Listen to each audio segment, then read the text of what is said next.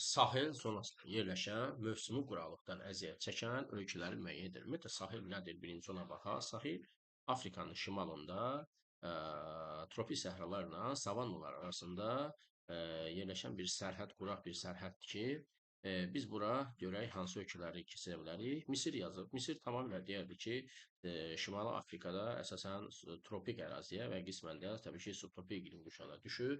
Hava əsas ərazisi səhralardan ibarətdir və burada biz savannaya, yəni eyni zamanda sahilə rast gəlmirik. Bunu seçməyəcəyik. İki Çad, bəli, Çad subekvator ərazisi və eyni ilə də səhra, tropik səhra ilə savannaların sərhədində rast gəlirik bu ölkəyə və bu demək ki, bunu doğru bənd kimi seçərik.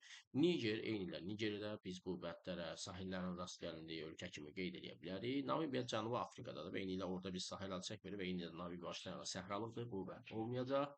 Botsvana da eyni onun kimi və bu ərazi əsasən səhradan ibarətdir.